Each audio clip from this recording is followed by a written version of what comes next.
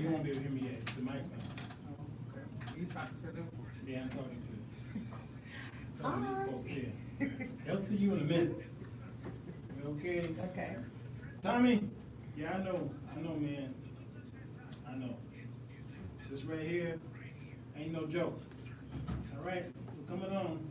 Go ahead and hit the share button if you can. If not, don't do it. Yeah. We are coming on. Oh.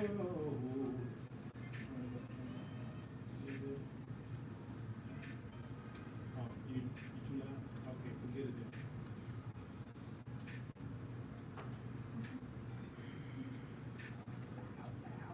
then. Hello, everybody. Some of the John There Show. you go. I'm he. It is Wednesday. Oh man, oh man, oh man. I used to say it's Music Business Day, but we stopped doing that stuff because since we moved out of the basement. Oh my goodness, today we are here on YouTube Live over there, and I see you guys over there on Facebook, Hey, everybody. Broadcast Media over there. How y'all doing? Yeah, Instagram is over there. Well, we all over social media world. It's the great Johanna Bright is brightening up our futures over here. She's standing under the light. Ah, Really good she job. She is the light, and the light is just reflecting off of. Anyway, yeah, I felt that in somewhere in my shando. Yeah, I've got the great D. Curtis Randall is spinning the wax over there, and Antoinette is looking the best she can. Okay? Yeah, I said it as I did. Ooh, she's looking good. She's looking good today. Oh my God. She got about the seat. She got the glam going today. She rested on her foot. She's beautiful. Yes. I'm gonna turn Love the it. screen around on y'all see. Yeah, Amazing. Beautiful. They keep changing stuff on Facebook Live. I'm trying to change the screen around, and there's no more change screen around the thingy over on the phone. They didn't change it. Lord have mercy. Okay, we got to figure out another way to flip the screen. Here it is. They moved it there. All right, I see it. There she is. That's Antoinette right there. Okay. There she is. Yeah, The amazing Antoinette. the amazing Antoinette. Yes. Hey, look at her head on her. Look at her. Gorgeous. She know when it's Love it. was the day before Thanksgiving. Love Hey, I want to talk about a very controversial subject today that has been creeping into our homes daily.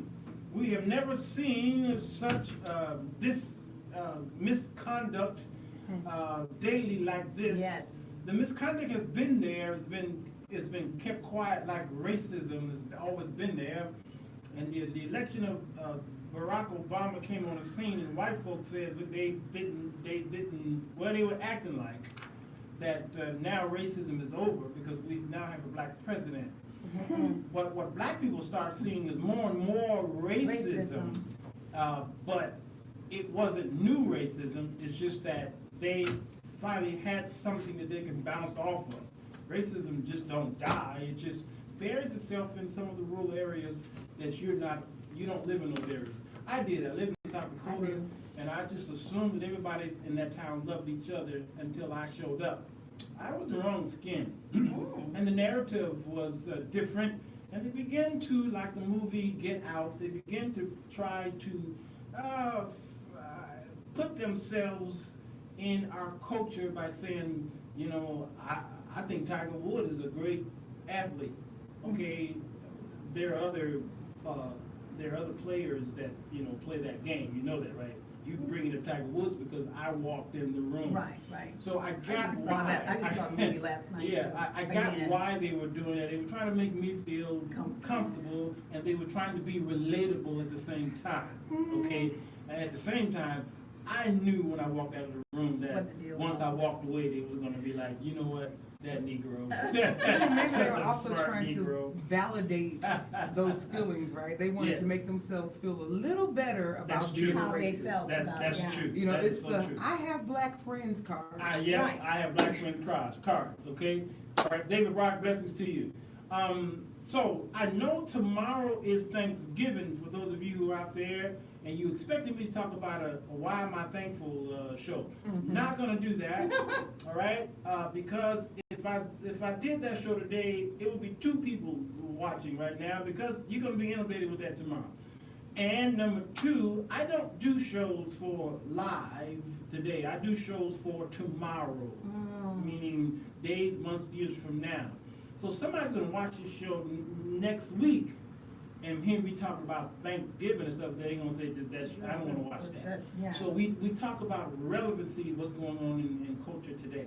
So here's what we're gonna do. We're gonna talk about the rape culture in politics, in entertainment, in religion, in communication, in commerce, okay, and in our homes, and find out where does it start, how does it start, what can we do about it, and is there a psychological aspect behind it, okay, and how is it affecting men as well as women?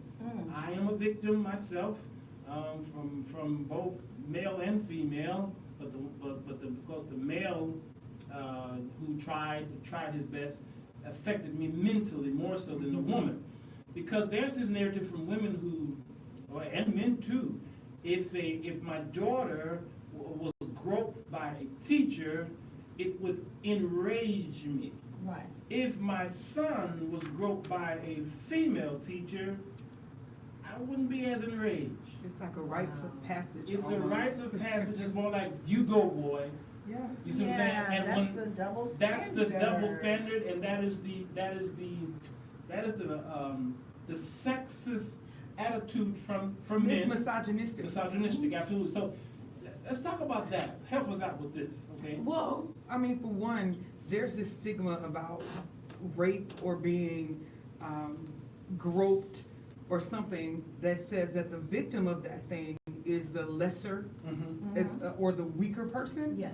And so for a man to say, you know, I was a victim of this, that is then to admit, if we think about the way that we're socialized, is to admit that you were the weaker person. Because sometimes the first thing someone says was, well, why didn't you fight? Or why didn't you fight them off? So to admit that, you know, that takes, let me applaud you. You know, that takes a lot of strength, it takes a lot of courage, because there's still that stigma, which is a very ignorant one, that exists about people who are victims of these kinds of acts of violence and just horrendous acts that don't stop with that one, that one event, right? Right. It keeps going on and on and on, because like you just said, that affected you when the male tried more than when the female tried. However, I'm sure it also impacted the way that you interacted with females, because now you have something to prove. You have to prove that you are not the weaker, that you are not that, you know, whatever that thing is.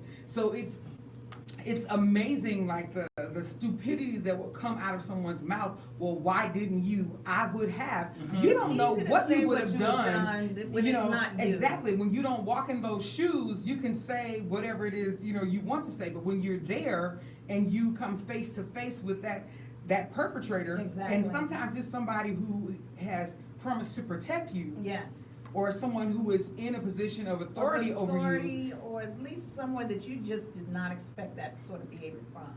Yeah. You know? Yeah. You can't, it's you're in the, first of all, like, as you said, you know, in order to even perpetrate that on someone, the person I think perpetrating it, they consider themselves even to be the more powerful one. The dominant one. The more dominant one. And then the one, and so that by, what do you call it? So then you become the less dominant one. You're automatically less powerful. Otherwise, how can they even try to do that? So yeah, so even when he was saying from the standpoint of how it happened to him, it brings all of that doubt. It messes with your identity, with your self-esteem, in terms of, first of all, what was it about me that made them think that they could even do that? Yeah. You know, so yeah, I can see where that sort of thing is it's disconcerting. And you talked about the double standard, and it definitely exists, because we having a conversation about friends and how when they lost their virginity and things like that. I had several male friends who were 14 or 15, and they say, oh yeah, she was in college, or you know, it was my neighbor who was 23 or 24. It's like, but you were molested, Right. you know, that was an adult, and you were a child. But they don't see it like that, because the way that we're socialized, we are socialized to believe that when it comes to a man, you know, if you have sex or whatever, you're just being a man. And the older the woman is, you know, that's like this notching your belt, right? Oh, yeah. But the flip side, and it's equally as wrong, if there is a male who is a couple of years older than a female, oh, you're a predator. Right. Yes. and- But right, you right. are a predator if you are messing with a child, regardless of your age, if Exactly. you are an adult. Yeah. And you have a psychological issue, regardless Exactly. of the gender. But we live in this world that celebrates masculinity and maleness. Of course. And yes. so because of that, How much male you you know, be. exactly, and because of that, you know, it's like, okay, oh man, I pulled this older chick and, you know, she was a cougar. Well, you're 12. Come on. You know, Yeah. you are a child. You're a child. I see, Elisa brings up a good point here, okay? I'll get used to Facebook's new thingy y'all doing. Elisa says there is much shame attached to There being a is. victim. There is. She says men are not given the liberty to say they have been victimized without being mocked. And this is so true, again, from me being victimized. My scenario was, I'm 18. Some say, well, you're grown. Not quite. I'm barely legal, okay, 18. Right. All right, so I'm approached by this man in college who works for one of the professors that I have to see every day.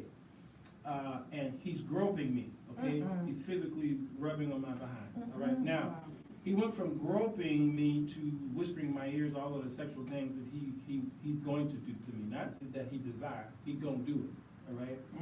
So I'm dismissing this stuff, not realizing though that this is a sexual assault.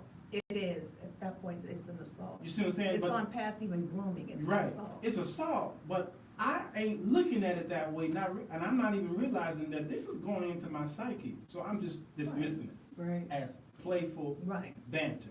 Because it was easier to do that way. It was Yeah. easy, okay, All all you're trying right, to do is get out of it. yes. If that was a woman in her same shoes, I would not have had that same reaction. I would have been like, ooh, and I would have been telling my boys, guess what? Okay? Yep. So the conversation would have been different. Mm-hmm. Now, I know for a fact he was doing this to the other boys that was in my class. They couldn't say anything. I'm going by what Elisa's saying because of the embarrassment. If a woman was doing that, we would have been telling her. Y'all would have You've been been like proud of sharing it. notes. That's Oh, a- Sharon, no. yeah. Because Yes. in this society, that's a part of masculinity. Absolutely. That is a part of growing up male. Mhm. Your first interaction, the first time an older woman hits on you, you know, that first, and so it's so distorted though. Yeah. Because just totally, based on your gender, you take a person from being a predator to a player. Right. So, Yep, that's fine. and then, you know, and when you think about it, it says, like for instance, the fact that it would have been more acceptable by a woman says, oh, okay, so if it's a heterosexual interaction and I'm the recipient of it from a lesser being, then it's okay, because I'm still the person who's in control. Yes. You see what I'm saying? Yes. And so if you flip that around and it's a grown man who's doing that to an 18-year-old girl, it's like, oh my gosh, he's victimizing her Yeah. because she is seen as Everybody the would lesser. be up in As- arms. You know, Yeah. she's seen as the less dominant one when everyone, every child, every minor, every person, regardless of age or gender, you are deserving of being protected from people who are trying to perpetuate this predation on you. Exactly, because I mean, you said it in terms of the youth, but it's really any age. You know, it's any age at which I think segues into the work marketplace and so on and so forth. Why someone would consider that they are in a position to do that to somebody else. You know, it's we say age, but it's really beyond an age. It's really just anyone inflicting that on another human being without their consent. Without their consent. Now, that was in the, well, I guess you could say school. Okay. Okay, so that was an educational environment. All right, we've got to tackle all of the environments, all right? I'm gonna start with Hollywood, entertainment, music, business. Okay. Okay, this was kept quiet for a while because now African American artists are coming forth, especially the women are coming forth about how they were able to get these roles or these record deals by giving fellatio to the producer or the record label exec or what have you. And now they're coming forth, but they're coming forth now because everybody else is coming forth. Don't matter when they came forth. somebody broke the glass ceiling, and so now they can come forth, and Right. I celebrate that. Somebody gave them, number one, they gave them a reason to, The reason. and then they made it safe for Yeah, them. Safe to do it. exactly. So, Yes. you know, and then all this stuff about, well, what took them so long? What took them so long? Well, did you ask the people who were the predators what took them so long to choose their next victim? Exactly. So why do you ask a person Person, who's what been took you so long? victimized, what is taking you so long? All of us have a different level. We process things differently. Absolutely. And who am I to tell you that you only have 5 days to process being victimized? Exactly. Like that is so, it is so disgusting Mhm. in my mind. You know, and we can ask those questions and say, oh, well, why'd they wait so long? Maybe they're reliving that thing every single day. Every day. You're not in their head. Right. So I applaud them as well. Absolutely. But what's so crazy is we are literally getting the fruit of seeds that we've sown in society, making misogyny and the making women, the objectifying of women, making it normalized. Right. Yeah. From videos to roles that women get in Absolutely. movies to the movies that really sell, like you think about 50 Shades of Grey, Oh, where wow. he's abusing this woman Sure. and it's being sexualized Oh, that and was like it's, supposed to be it's, so it's this hot. fantasy. You know I what I'm didn't even saying? see it, so I didn't. You know, yeah. so it's those kinds of things, and these are seeds that we have sown, even from way back when. You know, women, you ought to be silent, and you ought to just have babies, be barefoot and pregnant, and people fantasize about that. And that's to say, okay, well, do I not have an option to have a voice? Do I not have an option to, you know, be a force in whatever industry that I want to be a force in? And still, if you look at the number of male directors and producers compared to the number of female, you will still see the disparity. So females can't direct and produce good movies, you see what I'm saying? So we are reaping not benefits. We are reaping the The effects, harvest yeah. or the effects of the seeds that we have sown in our little girls, saying, okay, well, you know, any man is better than, half a man is better than no man at all. And sometimes you just gotta do this, you gotta do X to get to Z, you know, and, Yeah. you know, it'll be And okay. there are mothers that teach that. Yeah. But even when you go back to when you were saying in terms of little girls, when it was known that basically the little girls seemed to be the ones that were basically sexually abused. Now we know that it's not just little girls. But back then, they didn't run and go tell people. They were told to be quiet, they were told not to say anything, and they were often threatened with, a friend of mine, she was threatened, well, if you tell, you're gonna ruin our whole family. So they carried on Yes, them that the burden. whole burden of having to keep the family together by enduring this. And what's worse is they were asked, well, what did you do? Yes. Oh, what did you do? What, You what, must what, have done what, something. What did you have on? Mhm. What did you say You to must him? have done something. You know, What and were my you thing is- wearing? exactly. So in Hollywood, when people are blacklisted, and it even happens, we can say the gospel music industry, where if you don't accept the advances of people, they blacklist you and you can't do this and you can't do that. So we don't even have to go to Hollywood. We can do it right in this Do it area, locally. right? Right So here. it's like, first of all, what gives you the right to think Exactly. that you can control my career That's and so that's that power play. So predators are usually people who don't have a lot of power in themselves. So they have to get this like perceived power. So if I can make you do something because I can control whether or not you get a role or and you really want that thing, you know, I'm playing this whole manipulative game and it makes me feel powerful. Exactly. It makes me think, when you think about the people who have been outed now in terms of that, I'm up there wondering, what kind of home life do they have?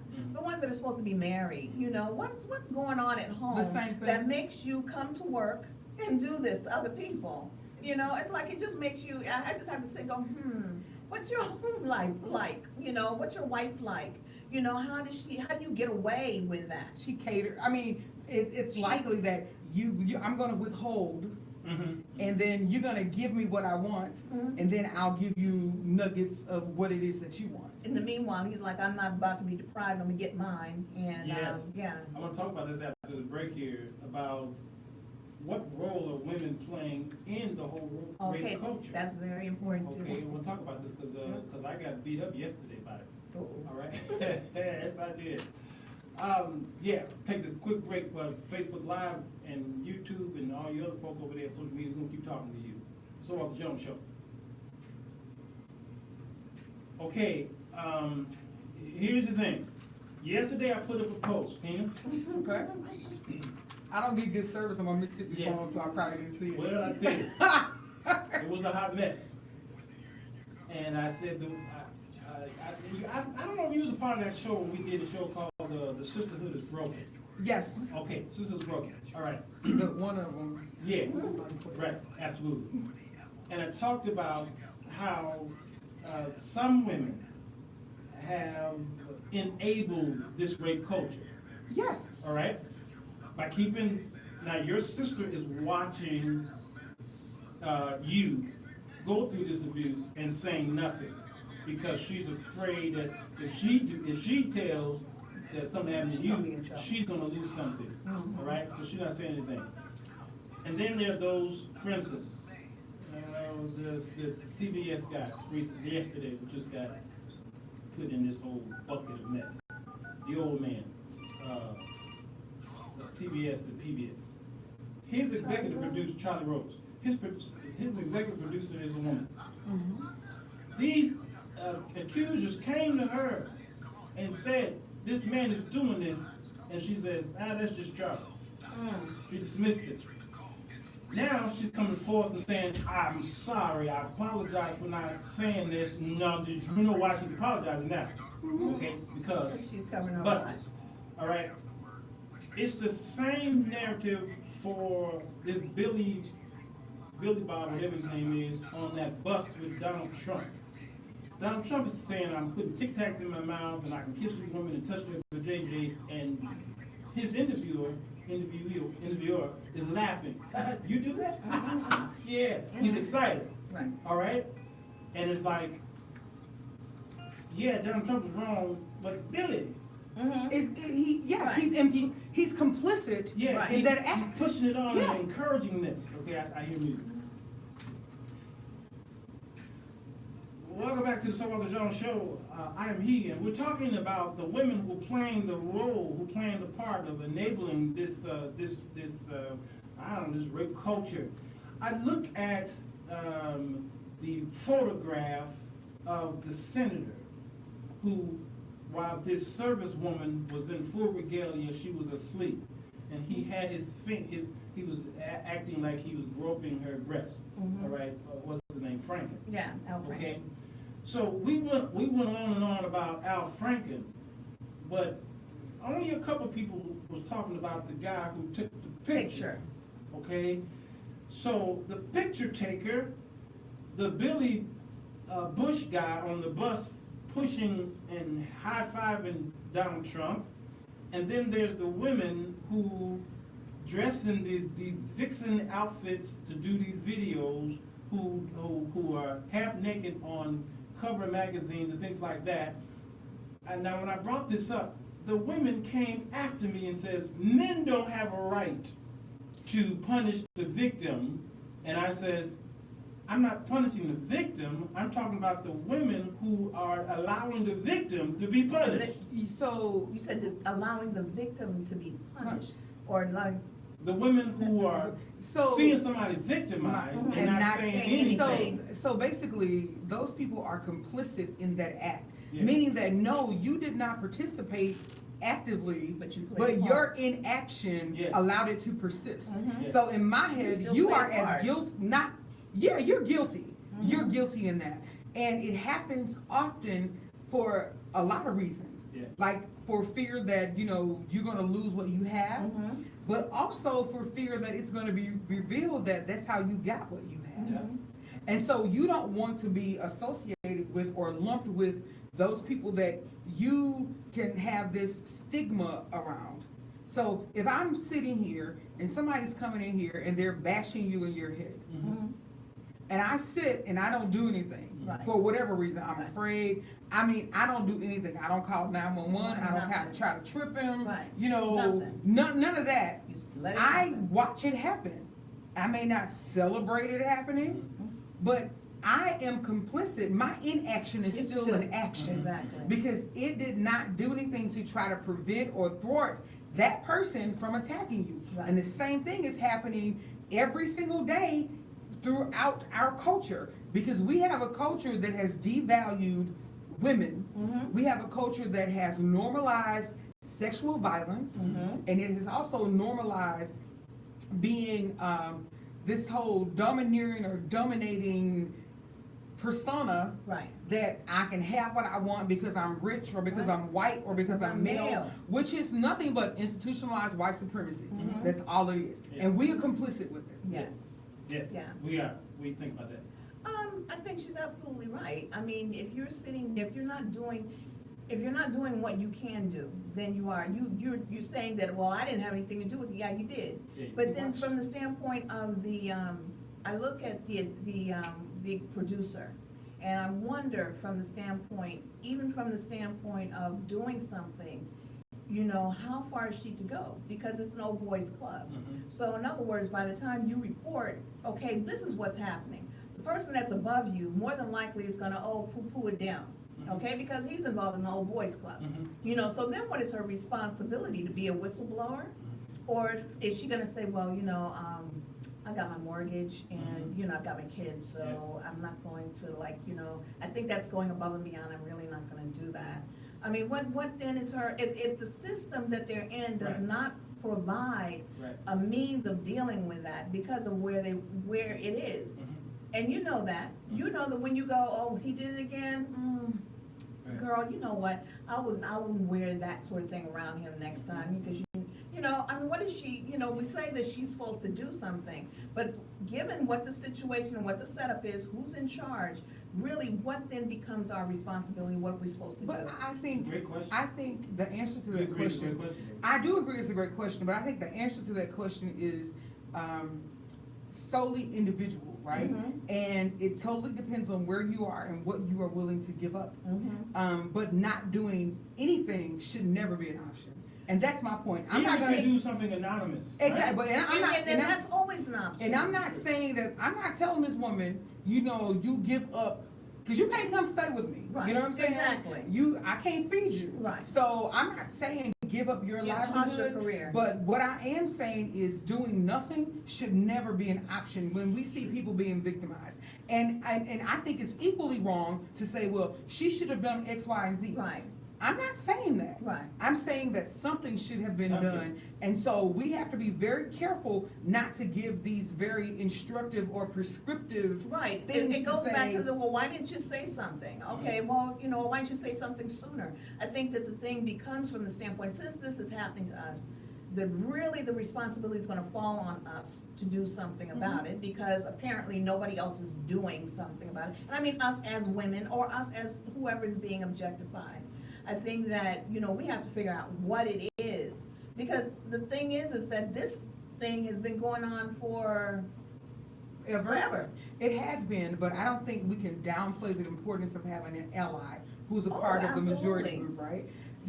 And so, just like the same thing for men, you have women that you love. Mhm. Imagine the face of the woman that you love being the face of this woman who was victimized. Wow. What would you have wanted your coworker to do or her coworker to do? Right. So when it doesn't hit home, and it's because we're so far removed from each other, it's not my business, it's not impacting me, but actually it is, because you are helping to perpetuate a culture that will ensure that more women are victimized, that more women are objectified, and then one day, it's gonna be your granddaughter. And we keep coming back to the family and whatnot. As I said, okay, maybe the executive producer you tell them you're not getting any traction, but sometimes from the standpoint, maybe go and telling your family. But if you're ashamed, because let's face it, nobody wears that like a badge of honor. No. So if you're ashamed of it, you know, from the standpoint, if you maybe had a father or someone that that didn't mind going up there and raising hell for you, you know what I'm Yeah. saying? Maybe that's a way that somebody could create a vehicle where people can get on board. But see, it's abuse culture, right? Mhm. So abuse culture creates examples. They set examples of people. Exactly. So maybe there was a male admin assistant or somebody who said something against one of the major producers, and the next day they were fired. Right. Oh, so that's your example, right. right? Because they have to make the example. Maybe there was a girl who refused to take her top off in one of the videos because you didn't tell her that And she in the gets kicked off beginning, the set. and so she gets kicked off the set, and then you see her working at your local IHOP or whatever. She was the example. So abuse culture creates an example to help facilitate this fear. It is. Fear of not doing, fear of not complying, fear of saying something, fear of speaking out. But what you're doing, again, is you're being complicit in creating a entire culture and a generation of victims I think- and victimizers. I think that's very true, and I also think that, like you said, there's that, but then there's also, I think, a system of rewards. You get a reward for keeping your mouth shut. You know, you get something for keeping your mouth. You don't keep your mouth shut just because. You get a reward out of it, Well, even if it's allowing you to keep your job. Is it a reward, or are you getting paid?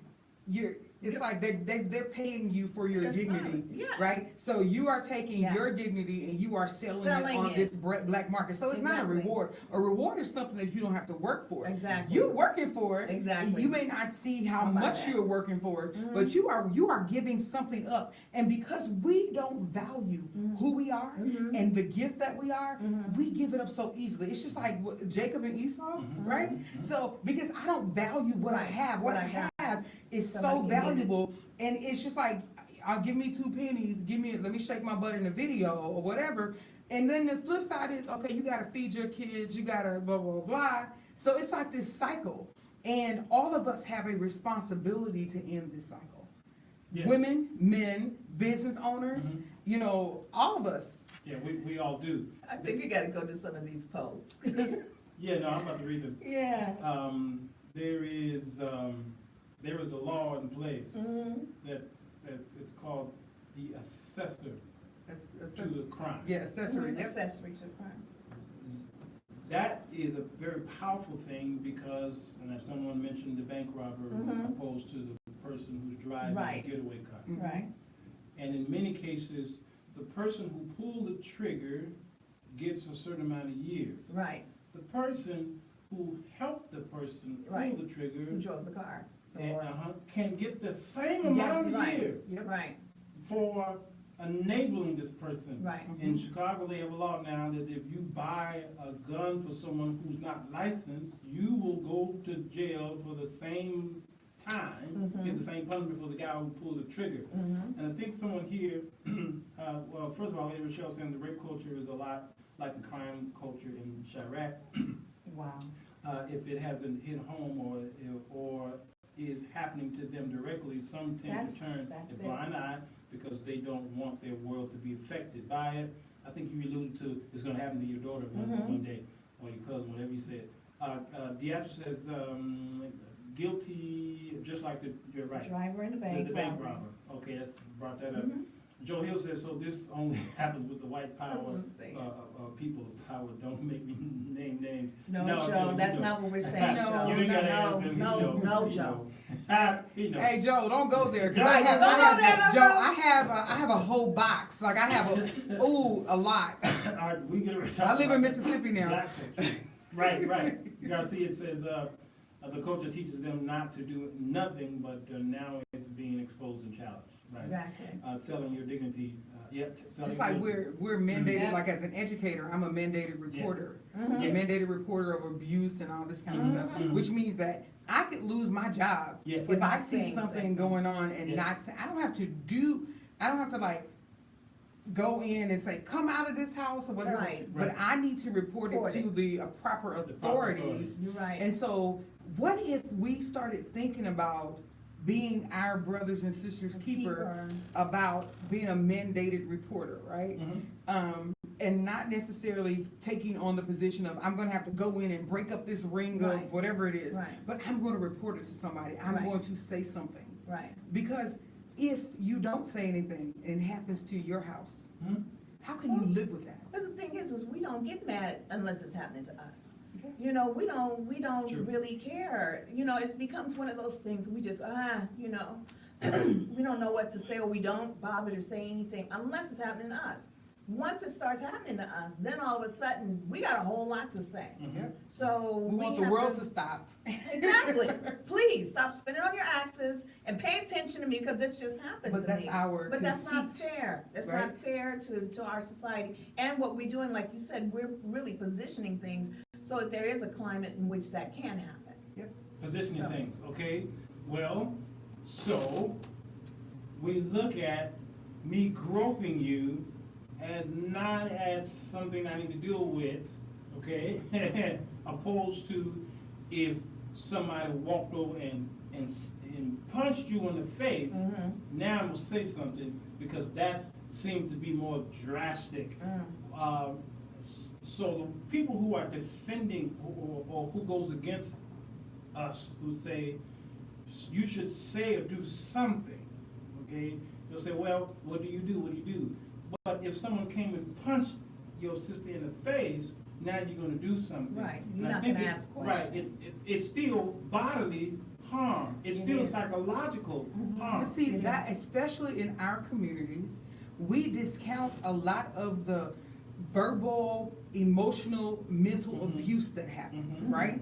Like, yes, and I've had somebody say, well, you didn't get hit. You know what? Sometimes when you are, if you put verbal abuse and the effects of it against physical abuse, like Mhm. you just hit me one time, Yeah. sometimes I'd rather you just punch me, get it over with, and when it heals, right? Right. As opposed to me replaying this tape of Mhm. everything that you said to me when I'm having a low Oh, day yeah. or something like that. So it's not right for us to put this value on, well, you are a victim of verbal abuse or mental abuse or physical abuse. Abuse is abuse. Abuse. It is abnormal use Mhm. of something, and all of it is wrong. Right. All of it is wrong, regardless of the perpetrator or the Exactly. victim. And until we stop trying to compare somebody else's life or what they've gone through to what we've gone through, well, I was beat until I was almost in a coma. Okay, great. But this person was cussed out every day of their life Right. until they turned 21. Right. So why are we trying to exchange war stories? Come Right, on. right, It's all exactly. wrong. Yeah, It's well, all wrong.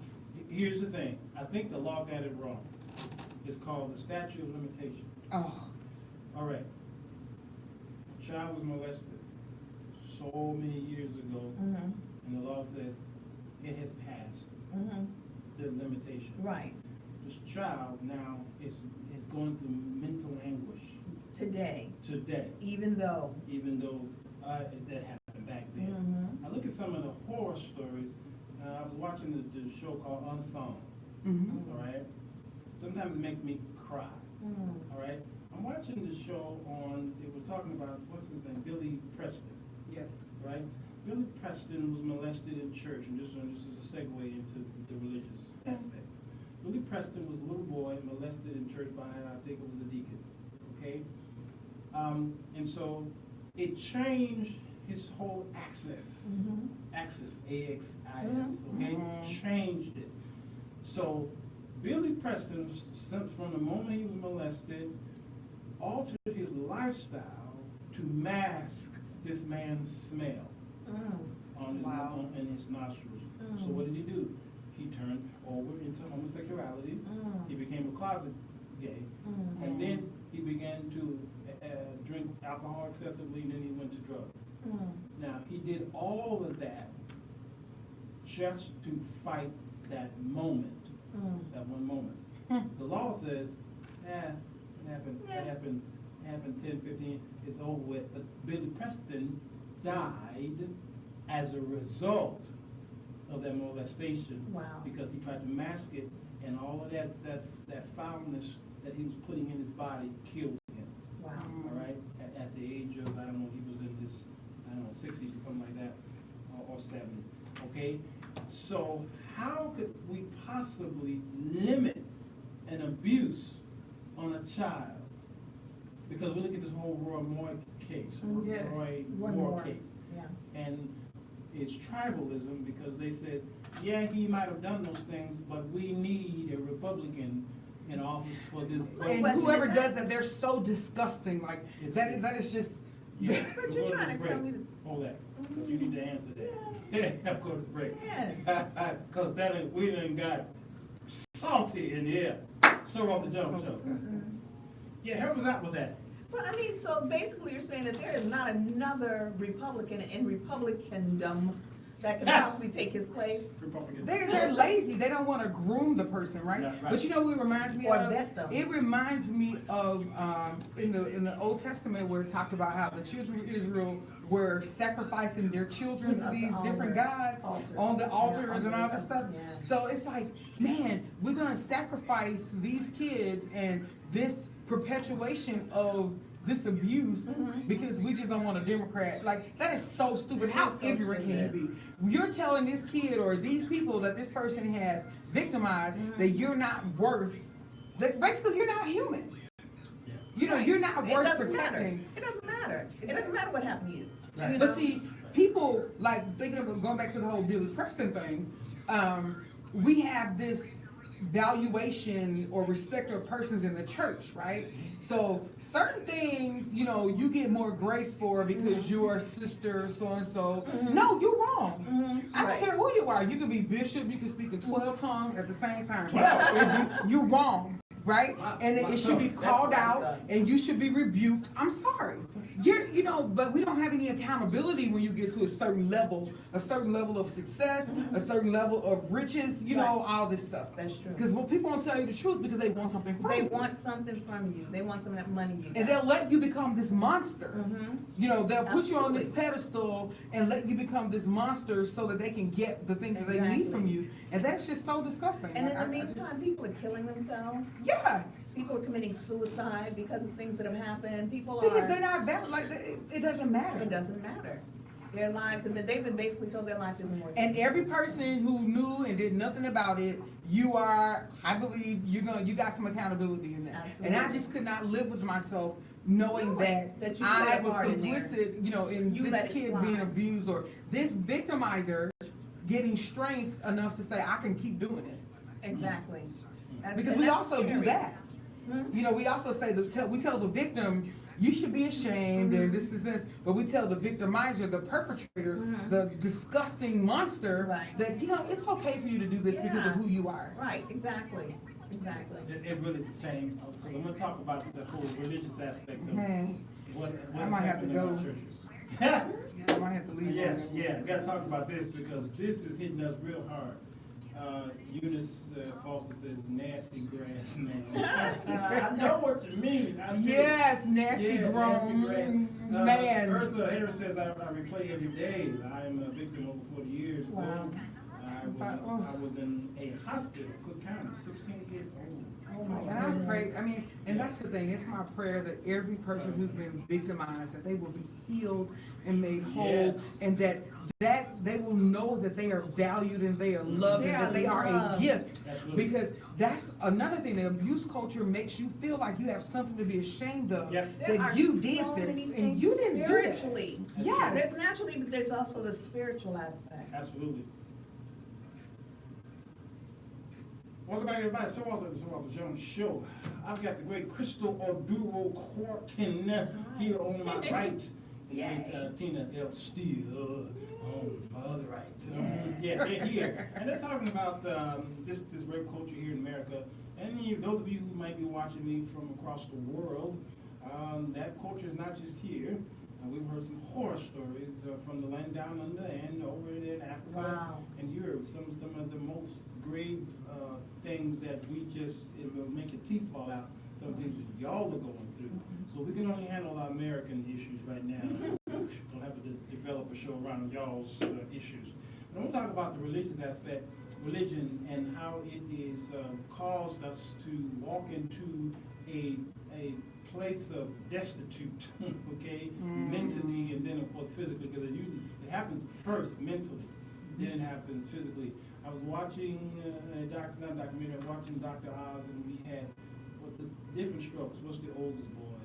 Different strokes. Todd Bridges. Todd Yeah. Bridges was talking about the culture and how and I wanted to talk about entertainment, but I want to bring his in on this religious aspect. He was telling Dr. Oz that the man who was molesting him was preparing his father first. Mm-hmm. Right? Oh, yeah. He That's says, grooming. this man was grooming my father, so To make that, way for him to groom. right. So while he was grooming me, he was grooming my father, and then over time, he says these molesters are very patient people. Oh, yeah. They don't, very do it patient. the first 9 seconds. He says it may take weeks or maybe months before they get it. It He can says, take so years. he made me feel comfortable, he made my father feel comfortable. So then when he finally did this to me, my mother picked it up. He says, the man came over to the house. No, here's what he said. He said, Dana, the other actress on the show, she began to molest him or touch him. What? Yeah, he says, but it felt different than what this man was doing to him, and he says, something don't feel right. Why does hers feel natural, normal, and his don't? So when the man came over to the house, to his house and to the parents' house, he jumped on that man. He jumped on him and he was hitting him. The mother sees her son hitting him, and he says she knew what Yes. happened. Yes. She knew, and she began to go off on this man. The father Took his side. took his side. Oh, wow. Took his side, and that house became this crazy house. So the mother finally got a hold of herself and took him in the room and told him that happened to me. That's when he says that's when he said he looked in her eyes and he saw that she knew what happened to him. She understood. He didn't tell her why he was beating this man. He didn't have to. She saw it, and he looked in her eyes and saw that she realized he was telling that something was wrong. Then when she told him what it was, he got it. So he was telling Dr. Oz, that man prepared my father, because my father says, He took down the strong man. yeah, and here's what the father said. What's the actor again? Who am I Todd talking about? Bridges. Todd said that the abuser was telling my father that one day he's going to accuse me of something. Yeah. He said, so that day, my father said, Monster. yeah, my father, yeah, And when Todd heard it, he remembered. That's exactly what the man said. What my father said is exactly what the man said to something. So like he that. set them both up. He set them all up. All right. So in church, Long this ago. woman came to me and said that so and so molested me. This was another man in the church. Okay, and she says, I went to my pastor, and my pastor said that could not have happened. Not this man. He's a highly respected man in our church and community. He could not have done this. It's the Roy Moore thing all over again, because they said he's a Christian man. I'm with him all the time, and he would have never done anything like that. It's the mental play that gets people involved in cults, right? Yes. So I'm not going to tell you all that's involved. I'm going to show you the good stuff. Right. I'm going to be the person who's always there in church when you ask. I'm going to be the biggest giver. I'm going to be that person. I'm also going to, in our counseling sessions, I'm going to tell you, there are these women who are trying to come and entice me. But Right. Pastor, can you Set pray them for me? up. Because I don't want, see, that is a monster. That is a master manipulator demon. who is getting ready to pounce, right? And it's the same thing that the enemy does, preparing this little table so that you can be tempted and partake. And instead of being very objective and unbiased about and it. listening to both sides, which is what you're supposed to do, you automatically judge the person who is the victim that you really don't know is the Who did victim, something. because this person, is Couldn't giving you have more possibly- benefits. Right.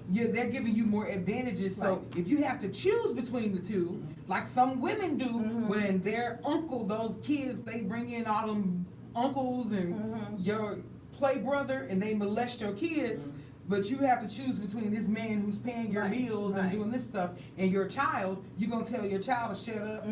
But see, they do that even in sermons in church, right? Wow.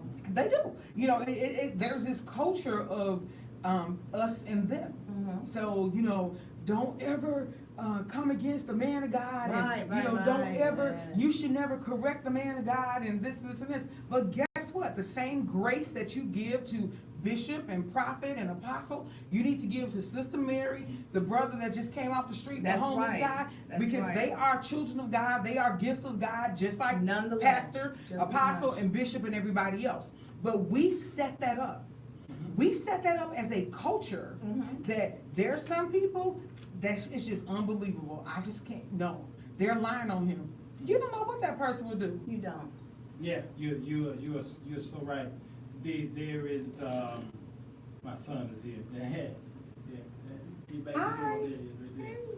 Yeah. Touch not my anointing. So out of context, but okay. Do my prophet no No harm. harm. So what does that do?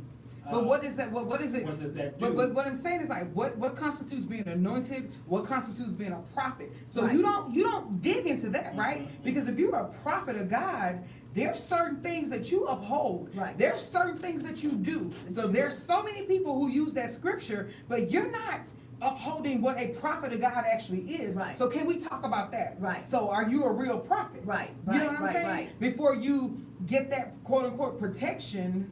Right. Are you That's anointed? supposed to- Are you a real That's prophet? supposed to come with that title. No, I mean, it's come just, on now. You know, it's supposed to come with the title. Hey, right, supposed to come with title. That's why everybody want a title. That, yeah. You know, so I can get that super, that kind of anointing. There is Lies. and there was a What do you call it? That Teflon anointing. Yeah, that's what I know. There's a misinterpretation, first of all, of that scripture. That's another show for Thursday. But it's used to manipulate. Okay, it's used to, and it's especially used on women. Yes. Because a lot of men don't fall for that mess. That's why they're not in y'all's church anyway. All right, so a lot of these men who are pastors have a harem of women who they know that they can mentally manipulate. Okay, and some of you have been free of that. You have been able to free yourself from that. And this is not a church badge, because I go to church. It's a truth. It's a truth. I go to church every Sunday, and I love my pastor. I think he's one of the greatest men I know. But sometimes I disagree with him, and I close my ears to what I disagree, and I open my ears to what I agree to, and he can never manipulate me because I study the word for myself, and I have a relationship with God for myself. So he can't manipulate me as much as I admire the man. Unfortunately, a man could get these new Christian converts, or he can look at these guys. These I'm gonna talk about these psychics. They know you when you walk in their door. Oh yeah. They spot you, and they can read you, and what they ask you, how you answer them will tell them how that session is going to go, and that's how they can get you. The prophets, many of them in our churches, do the same thing by calling out your. You've been hurt. If you're Yeah. human, who hasn't? They're calling out, and they're good enough to even call out your address. Well, okay, that's cute. That's fine, because Satan knows your address as well. That's true. Yeah, that's not a secret. Wow. He knows where you park your car. So I'm not calling all you prophets that you operate by Satan, but I do know that some of them are using manipulative tactics to weaken you, so that when they speak a smooth saying over you, they got you. And then if you have to do that, Yeah. that speaks a lot to your belief in your gift and in your belief in the Holy Spirit. Because if I have to manipulate you and kind of like water you down enough, that means I don't have any power. That's right. If you are speaking what God is speaking, you don't need to be there. You're just like an instrument. You know, but we do a lot of soothsaying and, you know, manipulation in people, and it is so unfortunate because we injure people. We injure so many people, and we show them a Christless Christianity, and we're that's going the to be problem held right there. accountable for it. That's it right there. Christless Christianity. Isn't that something? You could take a word and take the word out of there. It's just amazing how that works. Okay, So, the music already? Boy, this beat break is becoming quicker and quicker, ain't it? Yeah. What a church twist scripture to manipulate the flock? Get the flock Out of here. Joe is a manipulator of words. Good one, He's a yeah. manipulator in chief. Gotta go to this break. Coming back for those of you on broadcast media, I'm gonna keep talking to you Facebook Lives and you Twitter people over there, Instagrams and all the other stuff over there, YouTube. Hey y'all, so on the Jones Show. Let's see. I can't, Okay. like, that almost made me leave church. I know. Here's the thing. There are some great churches out there. Yeah. Okay, some great ones. I think I'm a part of a great church. But no matter where you are, whether you're in a great school, all right, whether you think you're in a great city or you're on your great job, it doesn't matter. You're gonna get some tares among wheat, no matter where you are. You got to always be on the wall. And great is not synonymous with perfect. Absolutely. We have Yeah. to stop that. Yeah. We have to stop with this, you have to be perfect and flawless, because what we do is we force people into being fake. You know, show your humanity so Put that on we that can show mask. our grace. Right. We want grace when we Right. fall, but we don't want to Give give grace. And that is so unfortunate. You are a man, I'm a woman, you're a woman. My pastor, my bishop, they are human. Let these people be human. That is not saying it gives you this license to do whatever the hell you want to do. No, but guess what? You just human. Great does not mean perfection. You're gonna say some stuff, you're gonna get in your flesh, you're gonna get angry, but it is my job, those who are spiritual among you, Right. restore such a one in the Exactly. spirit of meekness, considering yourself, lest you also fall. That's right. Yeah, you're gonna be We, good. we wanna highlight other folks' stuff when you, come on now. Kristen, have you seen manipulation like that in church? Any Of church? course, of course. Yeah. I mean, In what way? How does it manifest itself? okay, now, because we covered a couple of things. We're talking about manipulation in terms of, Preparing someone like Todd's manager Grooming. is grooming. well, let me put it this way. I think that within the church, there's their in crowd. The Okay. church that I went to, there was an in crowd. In crowd. You know, and the in crowd, there was an in crowd, there were a couple of different in crowds. One was the in crowd of givers. You got into the in crowd because you gave. And because you were one of the people that could be counted upon to give. Because somehow or another, you always found the money. You always had a title, because you were given a title because you were part of that in crowd. Then there was the ones that were the in crowd because either they were part of the pastor's family, Oh, yeah. you know, Yep. so then you're automatically in because of that. And then from the standpoint, if you associated yourself closely with one of those members, then you also might be part of the in crowd. Mm. So in so much of that, I mean, I went, you know, I went to a church where there was a young lady there who, she ingratiated herself into the ministry. And when she ingratiated herself into the ministry, it wasn't long after that she said that there was something going on, that she had a relationship with the pastor. Okay, and she asked me, well, what would you do if, you know, and I didn't believe her, so I said, well, you know, I don't know, if it were me, I wouldn't want to tear up the church. This is what I said, I'm gonna tell you what I said, because I thought she was joking, because I didn't think my pastor would do that. You know, not mine, no. So I'm like, well, I don't know, I don't know, if I had to leave, just so I couldn't be a temptation to the pastor. I thought she was joking. And then there was a big blowout, and the pastor had said to me, I did not have anything to do with that person. I did not. I was trying to be nice to them, and that's all that was.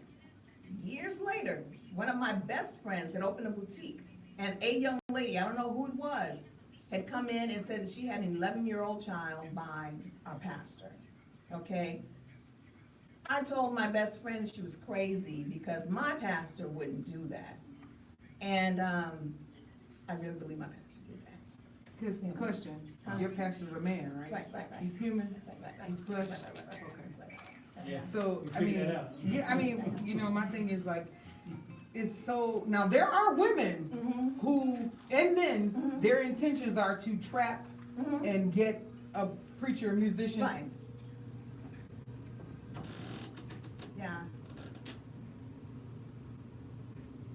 Welcome back to the So About the Jones Show. I am he. Oh man. Crystal and Tina is telling truths and stuff and messing folks up on social media here. Veronica Davis says they give keywords: hurt, marriage broken, children acting up, etc. And once you give those keywords, there is someone out there that has the ultimate one of those going on. Yeah, and these are the tricks. And this is why when I did my show on prophets.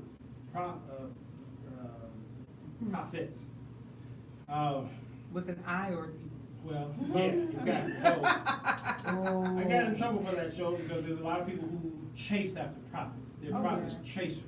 And we have our men that come to town frequently, and y'all run to them, but you won't run to teachers. You run to prophets more so than the teachers, okay? Yes, you will.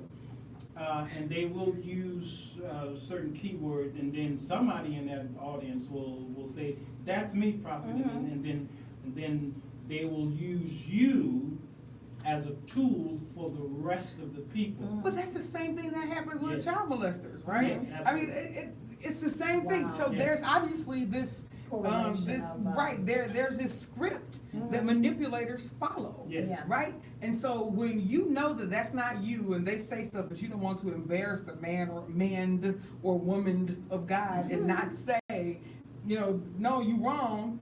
You are complicit in the manipulation of those other people who are going to be taken advantage of by this person. Right. And it's the same thing that happens. How is that different from what we talked about with Hollywood? Yes. We see it happening. We don't do anything. Our inaction is complicity. And then these other people lose houses and cars and all this kind of stuff. And some we don't people help commit suicide because the prophet told them to move to New Zealand and they do, and they hungry. You know what I mean? So how's that different? Yeah, how is that different? I want to talk about some of my experiences with women in church. Okay? I have noticed through my many years of being in church that a lot of women are easy prey. Right? Okay? I'm being honest. I'm talking from as an ex-hoe. An ex-co-dependent. Hallelujah for the ex. Yes. Right? Yes. I'm trying to help y'all out. There are a lot of women today, especially. It's always been. All a man have to do is show something of pleasing to her. I put a position of power or prestige, or he's a good teacher, or he could just dress nice. All right, he has some kind of spiritual gift, or what have you, and these women will flock to him. Now, when they flock to him, God is watching both the prey and the predator. Because we keep giving, here's why I get in trouble a lot, we like to give the prey ways out. We look at the predator a lot, but we don't look at the prey too much. Okay, the book of Titus helps us. Talk to the elder women, the aged women, and Titus told the elder women what to do with the young women, how to teach them. All right. It seems like that has been taken out of Scripture, or it doesn't. We don't teach it at all. So these young women are there chasing, okay? Because the men, they chase, but they really don't have to chase. They just walk in the room, and the harem follow.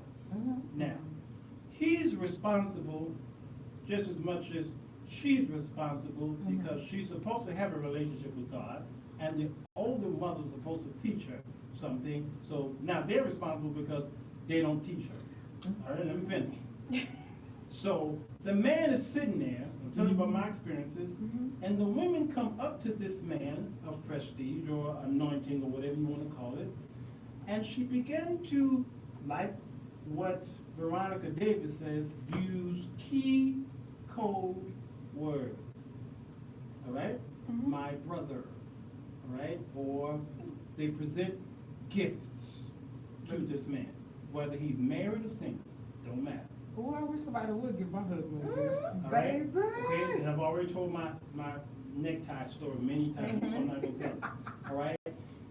What she's doing, she's grooming this man to trust just to be on a platonic or more of a spiritual type of relationship. Mhm. My brother hugged, oh, you are an anointed man of God, and she continued to present him thoughts. They presented me food. Mhm. They presented me gifts and all kinds of things. Come up to the house. It's just been me and so and so and so and so, and we're gonna have you over, yada yada yada. And then when I get over there, It's just her? it's just her. Okay, now, many men don't have a a Joseph ministry where he leave his coat and run. Many of them don't want that ministry because they ain't getting nothing at home. So they, I'm not touching that, Yeah, but okay. so this thing that happened to me freaked me out, and I'm glad I put a stop to it, or I will be on that list with all these men who they're finding out. This young lady, who was, she might have been, 13, 14, maybe. I'm in my office and she walks up to me and she embraced me. Everybody hugged at that church. Mhm. No problem. Thank you. But then her hands went down and she hugged my behind. Did you pop her? So In the house? now I'm thinking, what was she looking for money? I mean, my wallet was like that. I mean, I'm not. I said, ooh, now that's a growth. Mhm. Now 1,000 thoughts in a second. go Okay, through I'm your sorry, mind. I'm trying to like. Okay, 1,000 thoughts. we gotta hear it, cause Yeah. there's a lot here, Yeah. so we gotta There's a lot hear to it. process here. Yeah, we gotta, Now I'm thinking, okay, Walter, this girl is, she saw something, maybe she's experienced something already. That's going through my mind, because the psychology of things begin to go through my mind. Is something happening with her at home? right, Okay? Is something happening to her here at the church? Mhm. And she felt free to just do that to me. mhm, Number 3, is she so mesmerized by me that nothing is happening and I'm her first? Mhm. So she groped.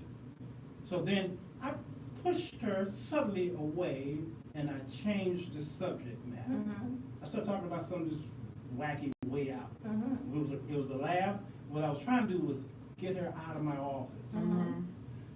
because I got afraid, right? And I pushed her. And I had children at that time, so I'm thinking, my daughter. So I pushed her away, made a joke, something like that, and pushed her out of the office. Well, she walked out of the office. I closed the door. I locked that sucker, Mhm. and then I sat there and said, "Now what do I do now? Right. Do I report this? Do I go to her parents? Mhm. Do I talk to her myself? Mhm. What do I do?" Mhm. I was left to this thing. Mhm. And I'm thinking, if I don't do anything, She's gonna think it's okay. she's Mhm. gonna think it's okay. Mhm. Then I thought, if I don't do anything, it might be a cry of, he raped me, he Right. groped me, he touched me. Right. I was left with all these questions in Right. my mind. Mhm. So what was my answer eventually? I started to, every time I would come to church, I would go somewhere else. Mhm. I wouldn't let her in the You office. tried first of to all. avoid I the whole- avoided it, and then I left that church. Okay? I left that church. Now, hindsight is 20/20. Mhm. The more I think about it, the more I could have done something else because Mhm. she might have turned to someone else Right. to grow. All Right. right? And I don't know where she is right now. That was Right. so long. But then I begin to think about those men who are being accused today and others who have not been accused yet, Mhm. or those who will never be accused because, just won't. Some victims just will never come forward. Mhm. I think about how things started with these men. Were they in a situation like me where these young ladies were attracted and then they made a move and the man says, this is nice. So, Yeah, it's a whole lot to process. Yes, here. it is, All right, and so- that might be the next hour I'm going telling through you, this. that's a lot. but So I'm yeah. gonna turn y'all loose to see. Go ahead, Let me Tina, wait, you let me go see if they first. talking here before you go there. Naomi says, I wish I could call in. I have so much to say right now. One thought, discernment. If you are of God, you will not be without this very gift. There will always be a way of escape. Yep, yeah, that's good So- stuff. Because I had every opportunity. Now of course I made my way of escape by pushing her Right. gently and then not making her cry or feel horrible by saying, Right. you should have done that. Right. And I changed the subject, she walked away. But that didn't mean, but you didn't address there Right, it you is. never addressed the There it issue. is. So my address to you guys is, some of these predators who became predators, they became that because the harvest was right. Yes. But Still no Go excuse, on, but go the on. harvest was right. the harvest may be right, but you're not supposed to go picking through God's, in his vineyard like that. That's good. You know, the harvest may be right, and I think if you're gonna take a position in that, and you know that the church is primarily filled with women. Mhm. The average church is filled with women before it's filled with men. Yeah. So if temptation, if female temptation is a problem for you, maybe before you seek a position, you need to kind of get some deliverance, try to deal with that, find out what's going on with you, because a lot of times, these people, they come with their own baggage. They do. You know, you don't know what happened to them when they were kids. That's good. You don't know what it was, but you know, I mean, if you're seeking God the way you're supposed to be seeking God, if you fasted, God brings up stuff. He brings up, you know, situations and whatnot. And then if you're that kind of person, that sort of thing that's not your first rodeo. Yeah. Okay, that's not your first rodeo. I'm talking about the ones who take advantage. Okay, I'm not talking about the ones, for example, if somebody comes up and you embrace them, you're not thinking anything, and then I'm not talking about that right now. I'm just talking about from the standpoint, because I think that there are men in those positions that are predators. Sure. I think that they look at that, and Sister so-and-so invited me to Sunday dinner, so I'm gonna go, you know, okay, fine. You know, maybe you're not the one to be going to Sister so-and-so's. Right. Especially, I think, when women, and I will say from the standpoint that a woman's intent, a lot of times in that sort of situation, say with the young girl, Mhm. you know, they are looking to, it's not sex for sex sake. Right. You know, they're looking for something. They're looking to get something, whether it's your protection, Mhm. whether it's your covering, your relationship with Validation. you, Mhm. your validation. They're looking to receive something from you, and they're willing to go and to cross some boundaries to Mhm. get it. Mhm. You know, they're willing to go there and whatnot. You're married, but see, by the time he deals with me, he Mhm. won't be married no Mhm. more. Mhm. You know, so they've got all of this crazy going on Mhm. and whatnot. So they're willing, you know, to go ahead and, my brother, Yes. you know, Yes. because apparently I'm the one that bought you the tie. Yes. You know, so, but the thing is that they're not looking at, even from the standpoint with these men of God that are not in control or not trying to be in control of their faculties. Some of them, I think, will gravitate towards them because they think that, you know, if I get with them, I become lady so-and-so. Yeah. You know, so, you know, because of course, I'm gonna do what I need to do in order to have this relationship. So, you know, that's what they feel is the cost of doing business. And It's a mouthful. so, and if we like lay it out on the table, like all of it, both parties are seeking some form of validation. Mhm. So as a woman, I want to be validated by the fact that I can seduce you, Mhm. or you choose me, or Mhm. you want me. Mhm. And as a man, you know, you're validated, that ego is validated, where it's like, I can pull her, Mhm. I can do this and do that. When both parties are playing both predator and prey, Mhm. right? So it depends on which one you gravitate to Mhm. the most.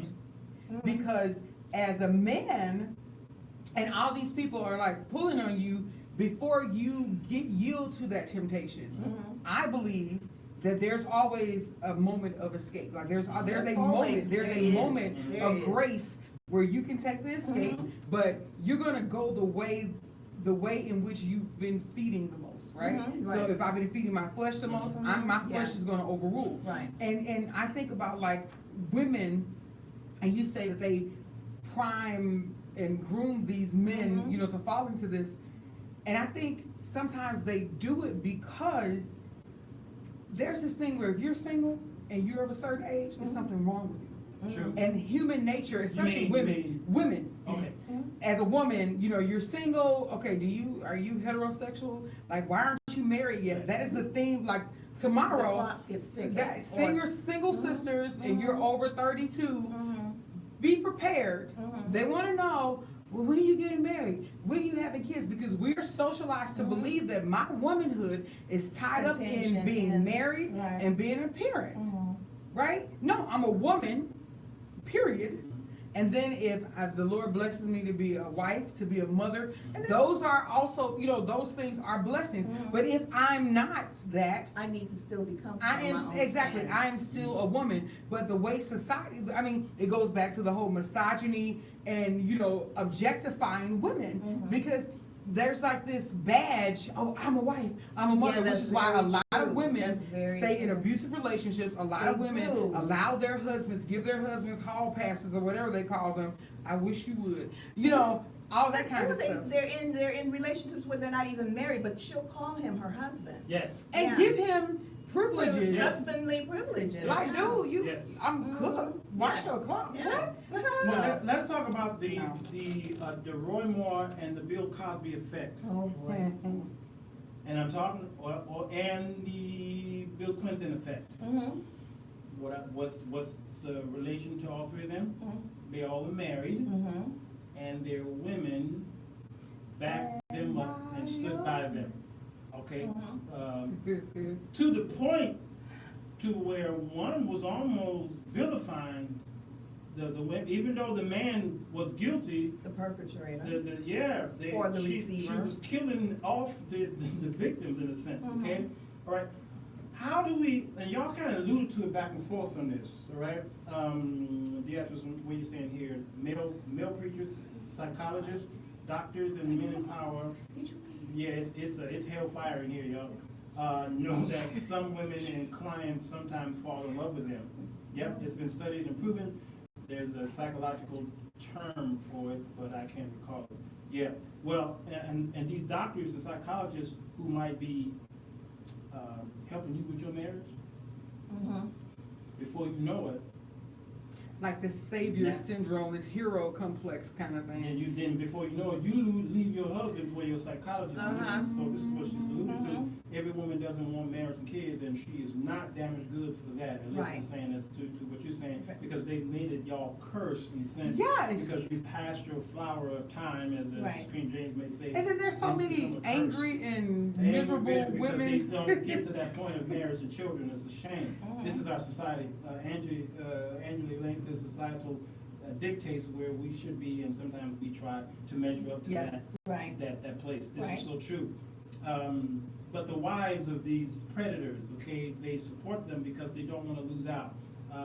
Hillary was in the White House with her husband. Mhm. How do you rectify that? Because there were some women who understood her plight. It's like, well, gosh, y'all might be sleeping in separate beds privately, but you ain't gonna leave the White House.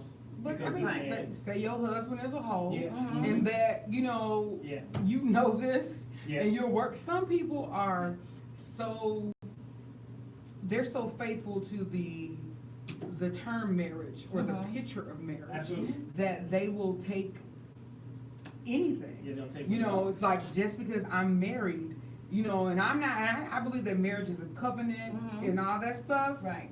However, Mhm. some people are married in name only, Mhm. and you have no other attributes of marriage. True. That's true. That's And true. some people are married based on a partnership. Yes. You know, from the standpoint, I think with Bill and Hillary, it was a partnership. Like Yeah. a business. It's an was. arrangement. Yeah. It's, you know, so from the standpoint of, look, I have invested and dealt with you and your libido. I'm not gonna let And nobody you're not else. kicking me out of the White House because you couldn't keep your willy in your pants. So, I mean, I get from the standpoint, because then she's like, her identity is tied with Bill. But- So, you know, so even though she might not have liked, you know, or her thing, I think, was probably been more publicly embarrassed that it actually came out But then what than does it it do was. for her as a woman, though? She, You know, but see, it depends on what does it for her. You know, Bill might not have been what does it for her. She Mhm. might have something else that does it for her. Yeah. You know, Yeah. Oh, that's so, true. you know, she's got something, so you can allow Bill his Something or peccadillos, someone- but the thing is because I've had friends, it's like, you know, okay, look, as long as he don't, the thing was, is, hey, as long as he don't bring me nothing back. Or as long as he doesn't disrespect our house. Oh, right, as long as he doesn't disrespect our house, or as long as nobody knows about it, you know, then I really don't, you know. So a lot of times people will add these codicils because then there's a prevalent thing that they teach us women, or they try to teach us women, that a man is gonna cheat. Yes, He's a gonna man. What cheat. is it? A man is gonna be a man. He's gonna be a man and Yeah, he's gonna cheat. okay. So in other words, you need to find the best way you can of dealing with that. But they cannot take when a woman Cheats. cheats on them. You know, and they Oh act like my it's so gosh. different. Women don't wanna cheat. It's like, look, if you are gonna destroy our our relationship, you're leaving me nothing less. But I'm just saying, like, if you do it, if we're gonna have an open relationship, Then let's have an open one. oh no. Let's bust them doors wide open then. Bust the doors wide open. Yeah, you want an open relationship. Well, I got my Bible. And Okay. Maybe the Bible. Let's see what this Bible says. Maybe. But we know what the Bible says. Maybe the but Bible got something to say about that. But the thing is that we know it's just like with anything else. We are not supposed to. Married people are not supposed to commit adultery. Okay. Who's gonna read? She can read. 'Cause I'm- Okay, we're gonna read Proverbs chapter 6, start right there in verse 20. I'm gonna go to this break right for Urban Broadcast Media first. Okay. And I'm gonna read that and see if we can make sense of this. Yeah, so what's the show? LT. All right, let's see. Okay, So, all right, because it's hot, it's like 105 degrees in here. Wow. That is not just 112. me. Yeah, I don't know. Normally it So would be me, Proverbs so. 6, Proverbs 6, starting with verse 20. 20 says what? My son, keep thy father's commandment. Okay, so he's talking to his son right Yes. now. All right. And forsake not the law of thy mother. Okay. Bind them continually upon thy heart, thine heart, and tie them about thy neck. Yeah. When thou goest, it shall lead thee. When thou sleepest, it shall keep thee. So teach this stuff at home. Exactly. So when he goes out, he's supposed to know this stuff. Right. Okay. And when thou awakest, it shall talk with thee. Yeah. For the commandment is a lamp, and the law is light, Yeah. and reproofs of instruction are the way of life. Okay. To keep thee from the evil woman, from the flattery of the tongue of a strange woman. Ooh. Lust not after her beauty in thine heart, Okay. not eye, but heart. Yeah, now notice here, he's talking about two people, well, male and female, even though he's talking to this guy. He says, be careful because that predator, the woman, is going to do something. But he's also going to be rebuking him because he's holding them both responsible. All right, so the woman who's now, so what, go back up. Go back to the way the woman, be careful of the what? So to keep thee from the evil woman, The evil woman. from the flattery of the tongue of a strange woman. This happens in church a lot. The woman comes up to these guys. Lust not after her beauty in thine heart, Don't you give in to it. neither let her take thee with her eyelids. They in the balcony winking at you. Okay?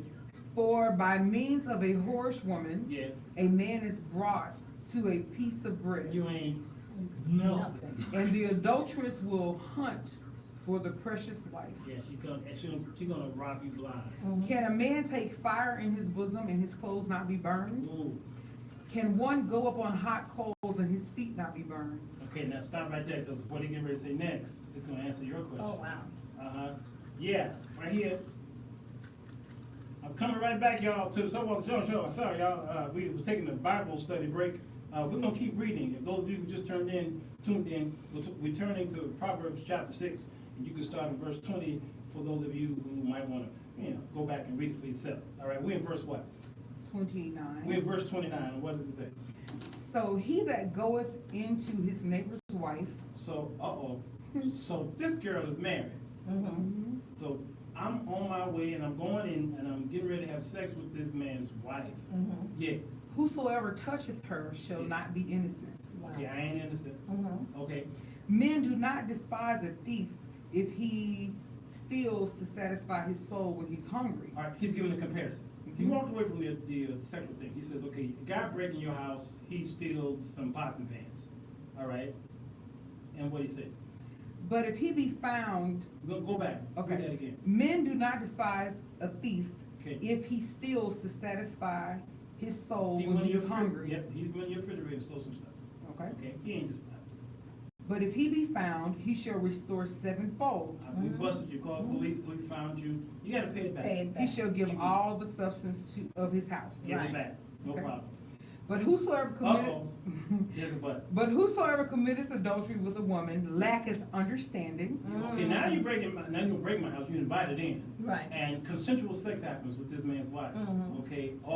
You don't even understand what's going on. He that doeth it Yeah. destroyeth his own soul. Your whole Wow. soul is gone. Wow. A wound and dishonor Yes. shall he get, Mhm. and his reproach shall not be wiped away. Oh my gosh. Oh, wow. For jealousy is the rage of a man. That husband, yes. Therefore he will not spare in the day of vengeance. You know what he's saying here? If you break in my house and steal some food or whatever, okay, you was hungry. Mhm. You hocked some items, you need to feed your family, pay it back. Matter of fact, pay it back 7 times. We're good. You good, boy? I'm good. But if you have sex with my wife, though, I can't forgive you, and I want you dead. Mhm. Pretty much. Yeah. Right. That's why you see these shows on TV now, Mhm. Snapped and these other shows. Right. okay? Oh, yeah. You know, a man walk in the room and he sees his wife, another man. Right. He usually do one of two things. He gonna kill that man, Mhm. and he might beat her, but he gonna kill him. Right. Sometimes he's so enraged he kill them both. Right. That's true. So why is it that men can't stand to see a woman cheat, but a woman, y'all are more forgiving than a man is, and here's the question. You and your husband in the room talking about cheating. If you busted him in a cheat, your question to him is different than his question. Yes. Right. All right, what is your question to the man who cheated? Why? Okay, but more so to the heart.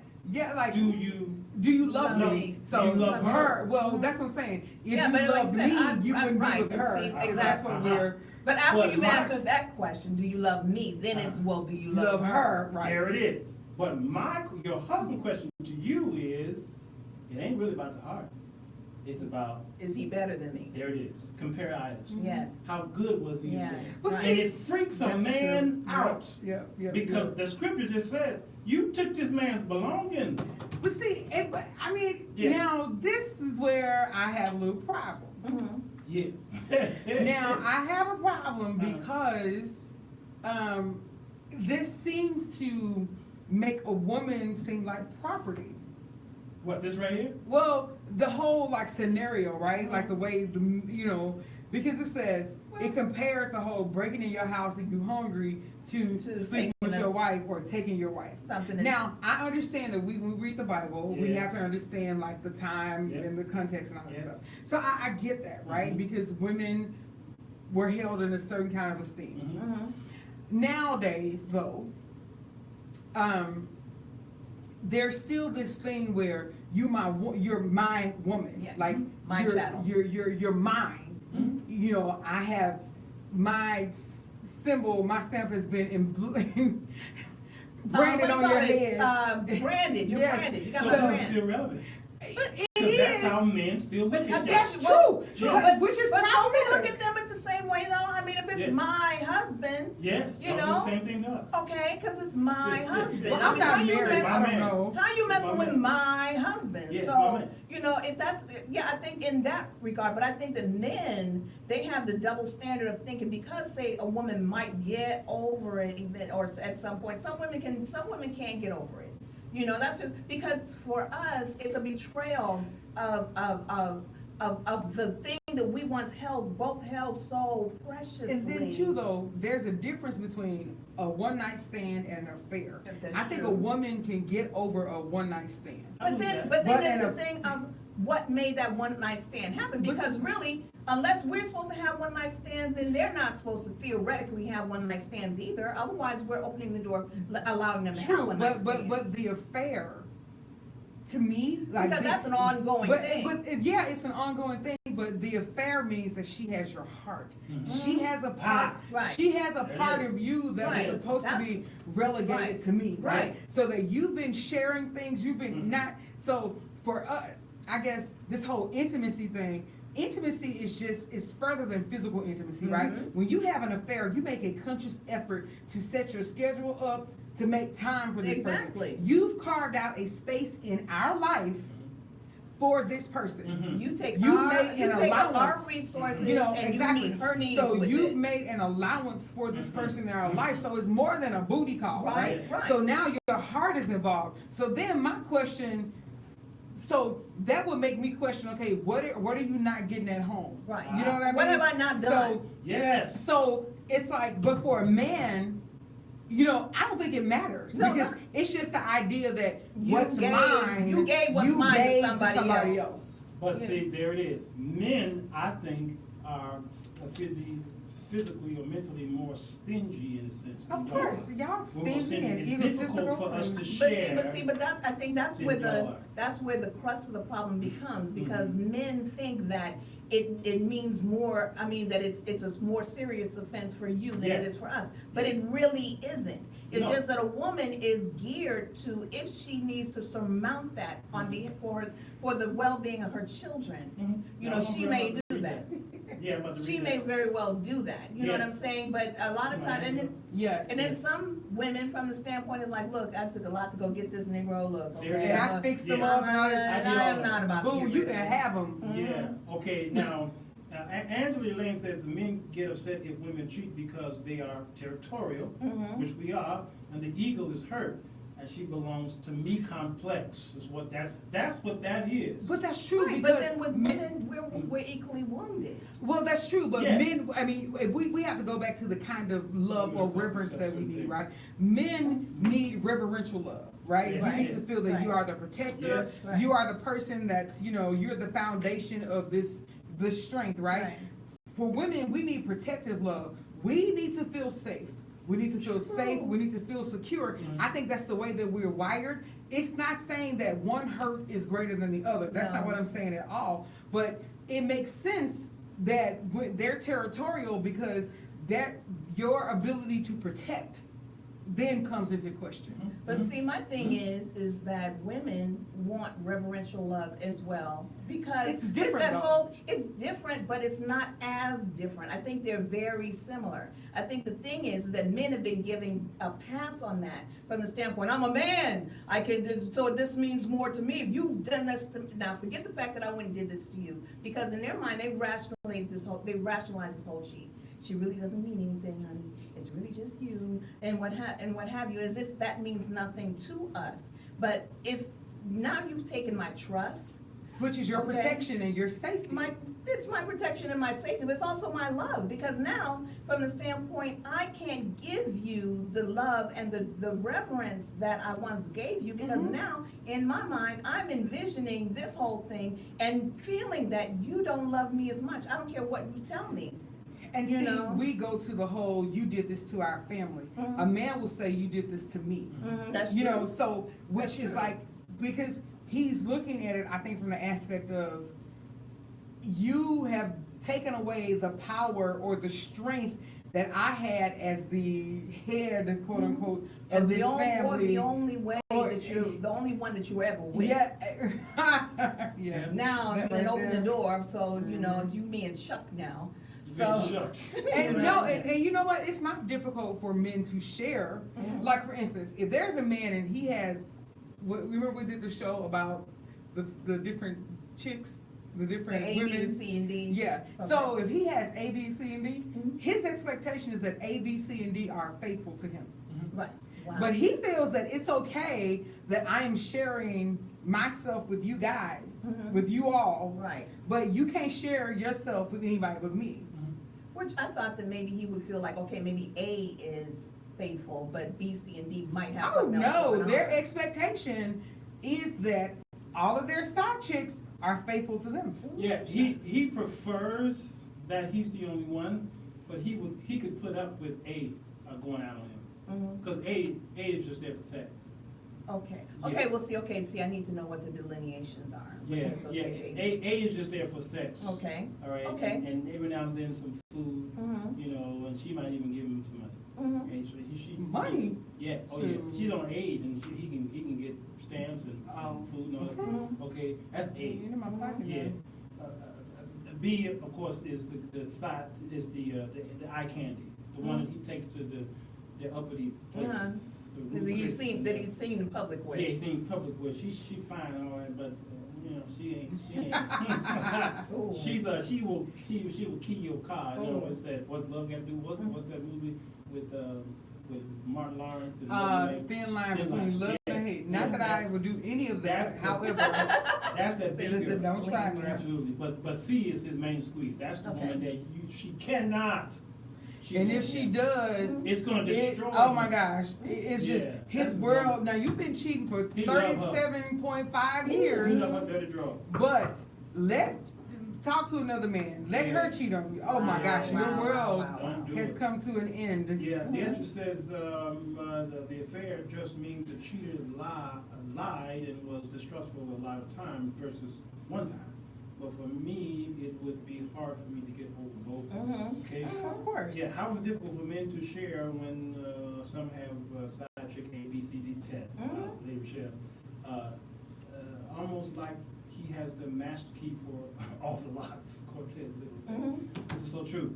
All right, so let's go back to this rape culture here. Yeah, this is part of it. It is. It is. Because Bill Cosby, we look at Clinton, we look at Roy Moore, we look at these other guys, they married.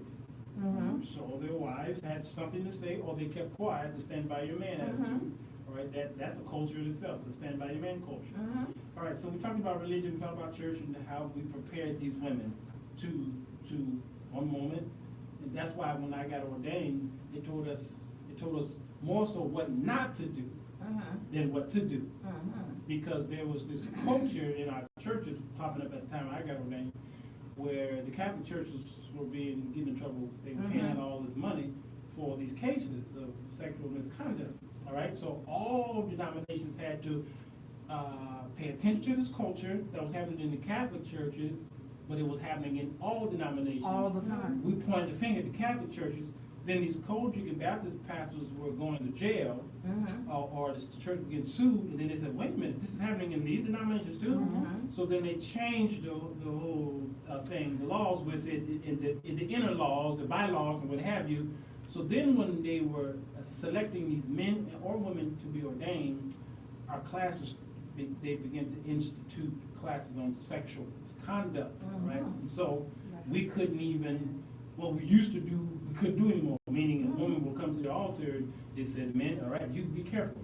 Because some of these women were coming to the altar and setting us up.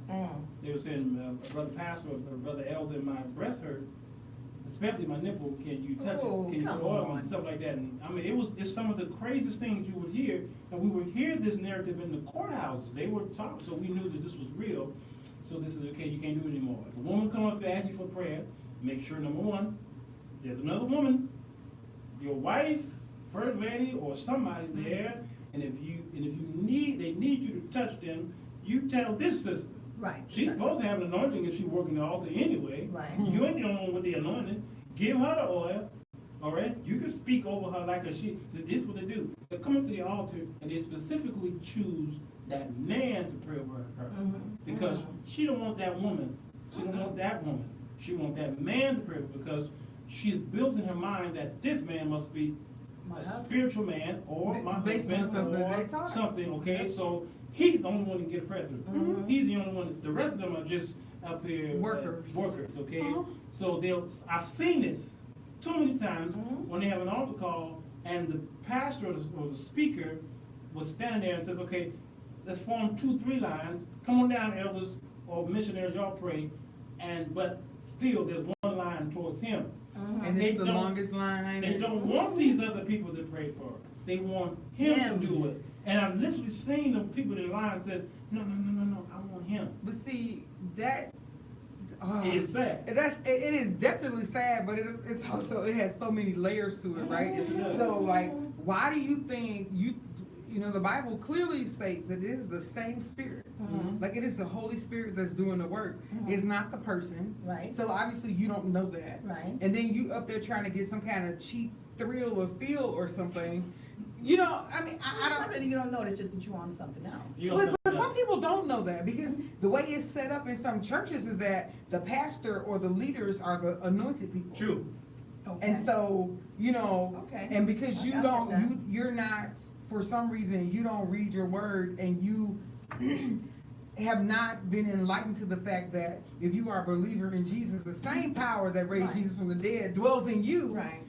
So then you'll fall for that. True. And then too, I don't know, like I just don't pray for me.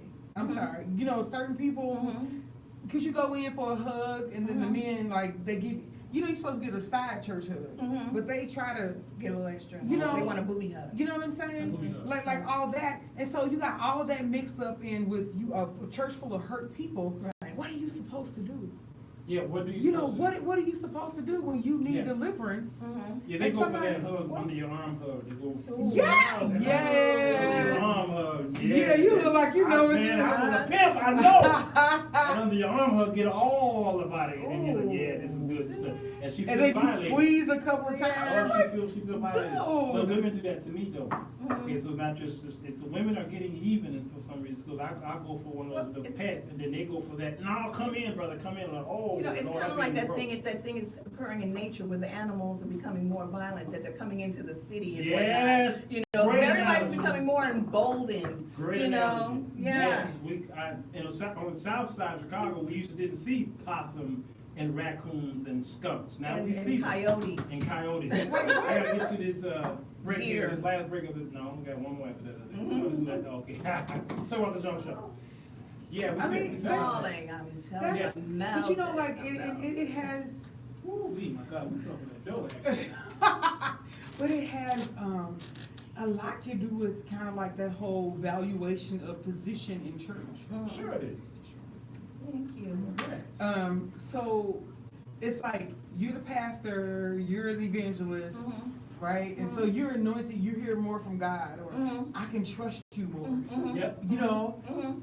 Yeah. but it's- but that's perpetuated by the church, Well, and that has that is perpetuated by the church, you know, because the leader's supposed to be the most anointed one. Nobody's supposed to be as anointed as the pastor, you know, so when you, it depends, I guess, from the standpoint of what you have sown in terms of that sort of thing previously. Where did they get that concept from in the first place? And then is the church culture set up where people are encouraged to follow hard after God themselves? Like, are they really encouraged to dig deep and you follow hard after God and you get that relationship so that you know truly the person of the Holy Spirit But if and you everything knew that that, He you might brings? leave, so no. But see, that's the thing. People are, instead of being in the business of kingdom building, Mhm. they're in the business of people Empire keeping- building. Right. Yeah, empire. I'm building my empire, not God's empire, my kingdom, not His kingdom. You know, so you know, this is all about what I say. But go. while watching a generation of people be raped, basically, they're being raped mentally, emotionally, they're being raped financially. Mhm. Like, how dare you take people's fixed income and you're driving a Bentley and you Oh, haven't I've worked said that ever in your before. life? Right. I You said know, and it's just like, and rape is like the taking away from someone that, you know, not under their own volition, right? Right. You stripped this from me. I'm not gonna lie, I used to have a saying, and I said this after what I stopped going to this particular church. I said, you feel as though you have been like bent over, messed up, and then you didn't even get dinner out of it. Sure. You know, it's Lord like, have mercy. No dinner. Bent over, no no dinner, lube, no, right, no- no romance, just, you I don't know, even know. no nothing. Okay, I was gonna say it, but this is. Yeah, I know.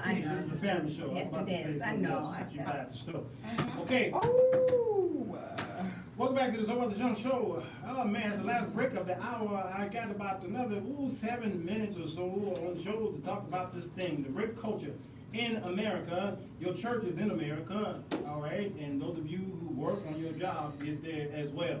And what can we do to, we can't fully stop this, but we could kind of help our young folk to get this millennials coming up and on the scene. And well, thank God there's somebody broke the ice and we're talking about it now. That doesn't mean it's going to stop, all right? But we could save one life at a time. So I'm going to kind of press the ladies to see what is it that we could do to prevent, number one, an ounce of provision is worth more than a pound of cure, they say. What can we do to talk to our daughters to look out for these advances, because some of this stuff is hidden. Majority The of it's advances is hidden, and you, Yeah. like I said, when that man was doing what he was doing, I didn't even realize that I was being sexually assaulted, because the way he was speaking to me, it was more like how those who voted for Donald Trump after his Billy Bush situation on the bus, they said locker room talk. Boys will be boys. he admitted on a live mic that I assault women, and they do whatever, they let me do it because I am famous, is what he said. So, y'all voted for him regardless. What can we do to the young ladies, or say to the young ladies, who, whether we gave birth to them or somebody else's child, because the life you saved might be my daughter, right? Okay, what can we say to them to see what to look out for as far as advancement is concerned in men? Well, And I then we can think- talk about the other way around with women. Well, I think with mothers teaching their daughters, or parents really, because it doesn't have to be a mother. If the father's present, the father can do it as well. And I think that part of that is, and I think that many times mothers do this. We teach our children about inappropriate touch, but we don't necessarily tell them this might come from church. We don't tell them that wherever this happens, we don't specify, I don't care where it happens. So from the standpoint, if it comes from church, if it comes from your job, that's inappropriate. So because of the system of authority, if a child not having been taught that thinks that, well, you know, this is church, because he's a pastor, so he's doing it, so it must be okay. Wow. You know, that it's not okay.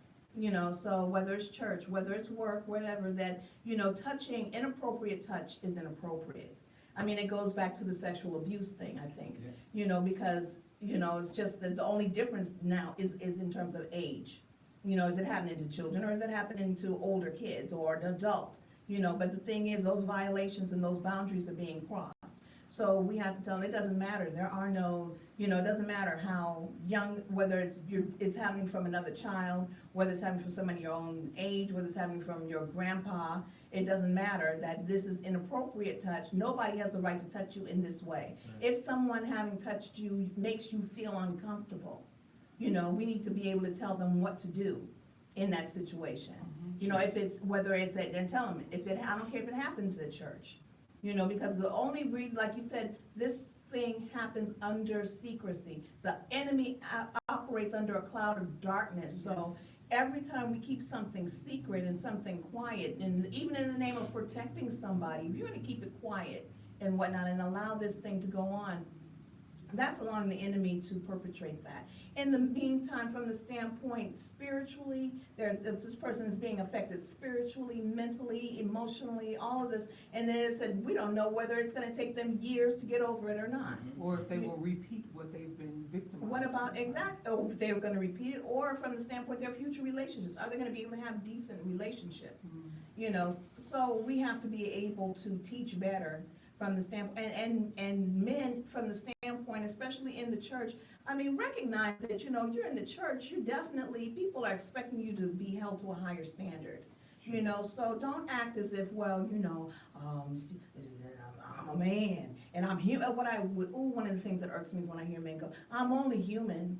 Okay, first of all, Yeah, you're we all supposed are. to, right, but first of all, we're supposed to be spirit, soul, and body, first of all. You're supposed to be a son of God, first of all. So in other words, you know, if you're not simply human, you know, you're expected to try to be, if anything, superhuman. I mean, you know, and it's not just the men, I mean, it's the women as well. Lean into the grace of God You that's know, there for you. with women, we can't just go, well, you know, I'm only human. No, that's a cop-out from the pit of hell.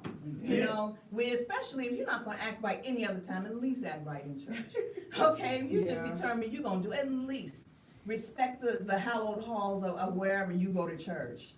You know, don't bring that stuff in there. Don't wear stuff that when you know that your purpose is to entice somebody. Your purpose is to get next to somebody and to bring them to a place where ultimately you're doing something that you know you're not supposed to be doing. And I mean, but with that, also teaching, like you said, the men of God, the Bible says you are not to look up on a woman with lust in your heart, because, you know, you've already committed that with her. Right. So it's not either or, it's both and. It's both A lot and. of people try to make this a male versus female thing. No, it is about all being of them. appropriate across the board. Yes. And treating people the way you want to be treated. Exactly. For young people, and even for people who've been victimized, I think for me, the thing that I would want to say is that you are worth protecting.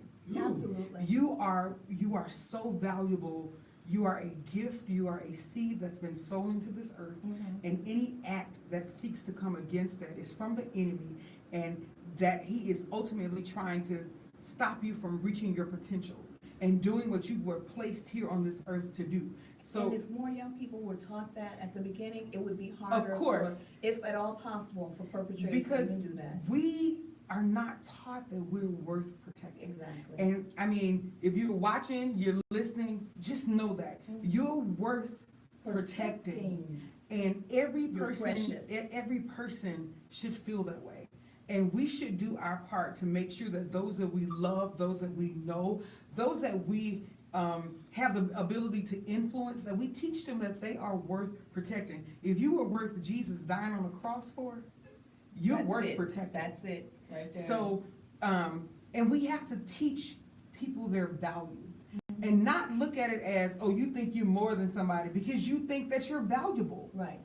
You know, I don't And know it's not where wrong that, to think it that. is not wrong to be confident. If you're not supposed to be confident in your flesh, but be confident in who God has made you Exactly. and how he has made you. There's Exactly. absolutely nothing wrong with that. That's how the Bible declares that them that know their God shall So do be mighty strong exploits. and do exploits. They will do these mighty things. Yes. So if I know that God made me to be great, Yes. I'm unstoppable. Exactly. But that doesn't mean that because I'm unstoppable that there's a limit to your success. And that's like this division. There's this divisive thing from the enemy where there's only this small amount of success, and if you make it, I can't make it. No, all of us have our people to reach. All of us have the things that we're supposed to do in this earth. All of us have them. We can just do them and don't worry about the next person. Right. But you are worth protecting. You are worth fighting for.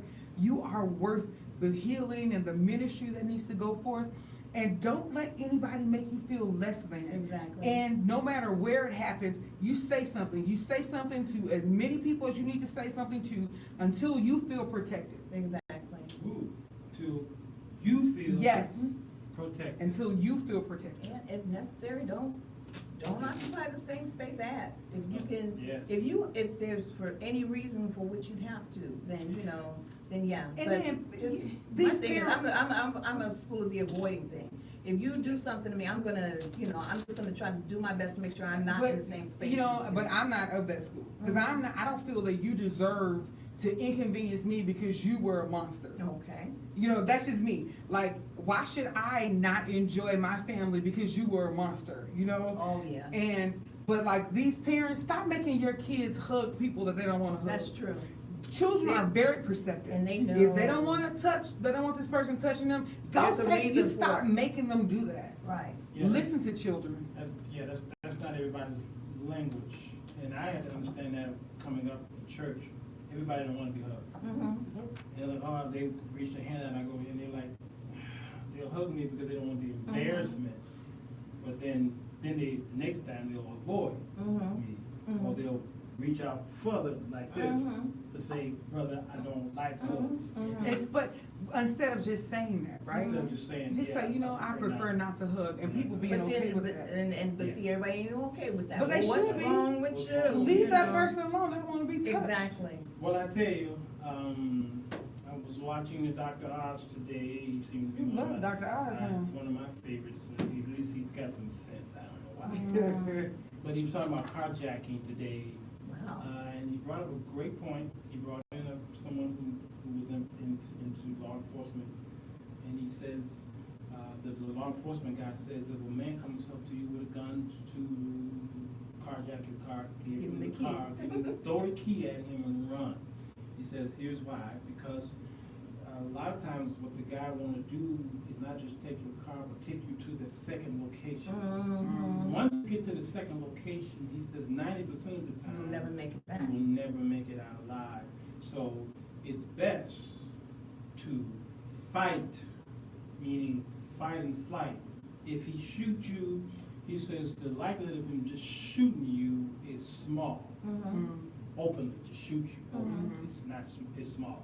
And he says, but if he shoots you, by all means, he shoots you, and you still may have a chance to survive. But if he gets you to that second place, you may not have no chances about it. So it's best that you get shot with an opportunity to survive then take you to so I'm saying all this to say, it's best just to tell the person how you feel. And feel And empowered it will to do stop, that. it Yes. could possibly stop all of the future advancements to you. I said possibly, because we may stop it all. It's definitely gonna stop it from that person. Yeah. Right. Because it's like, you know what, brother, I don't play like I that. don't play like that. You know, Absolutely. that's not something that I do. Yeah. Right. Yes, They can't get absolutely. you from there. Absolutely, yes. The last thing I want to say is that when I was being ordained, they especially told us one day you're going to become pastors, possibly, depending on how far God takes your ministry. And there's some women who want some counseling. Says, you know, if they want to say, can we counsel in the office? You say no. If you absolutely have to be in the office, make sure the door's open. Make sure your secretary, if you got one, is on the other side. Or tell them my wife must be with me. Now, some of the men in that room was like, I should have to go through all that. Okay, that's what your problem is. Right. You think that you're Superman, Right. and you're gonna be the one on the newspaper cover. Right. Okay, so he said we're doing this to protect you, Exactly. not so much the person who's gonna But cry that's a rape. system, that's Yeah, a system. to protect you, so that you And that's a won't good be- system. It's a great system. Yeah. Don't bring them in the office. And Just then it don't do protects Oftentimes both, right? people- Yes. It's not, The problem is when people don't have systems in place. Yeah, no, it's in place. I gotta get out of here. Thank you, YouTube over there. I thank you, Instagram over up there, and I thank you, Facebook Live over Broadcast Media. Thank you, Facebook Live for you over here for the Sir Walter Jones Show. Everybody just watching. Thank you, award-winning show, D. Curtis Randall in the morning. If you want to get some good gospel music while you eat your chicken and turkey with some dressing. in the morning? Yeah. It might be a replay, but it'll be doing something, okay? D. Curtis Randall in the morning. Love you guys. Thank you, Crystal. Thank you, You're Tina. welcome. You're welcome. Come back, please. I will be Or you back. maybe call me next time. Happy Thanksgiving to the rest of y'all who watch it live. Love you. Be safe. Bye. So much the Joe Show. Oh, my phone is hot. And it's 120 degrees Oh, goodness. in this studio. I'm about to open this door here before we die. Hit the share button, those of you who are still here. If you're on YouTube, go ahead and hit the share, the subscribe to the Sir Walter Jones Show on YouTube. And thank you for watching 2 hours of this content here. We can't talk enough about it. No. At the time of this recording, today's date is November 22, maybe 21, 22, 2017. 22nd. So, trust me, from this day forward, there will be some more who are going to come forth Yep. to say that somebody prominent did some things to them. Yep. It ain't over yet, so that's why this topic is very apropos, and we're going to continue to talk about it. All right? Alrighty. All right, so this ain't it, y'all. Okay? I love you guys, and eat well, and be well.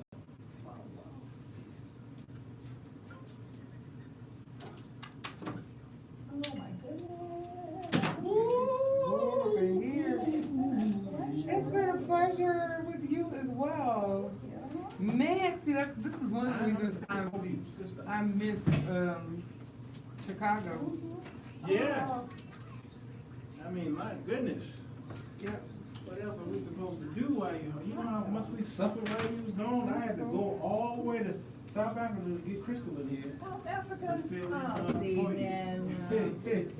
Never been Go to all South the way. Africa. Yes, you Well, were I'm saying going that. back to I Kenya. told you, she can manage what we doing in here. Suffering. We suffering, man. Good Suffering, Lord. suffer time. You going to Kenya? Yes, I'm going back in Oh, really? March. Yep. I forgot you My went down there. girlfriend just got back from Kenya. Last month? September? She went to, she got back in October. Okay, yeah, I'm only gonna be there.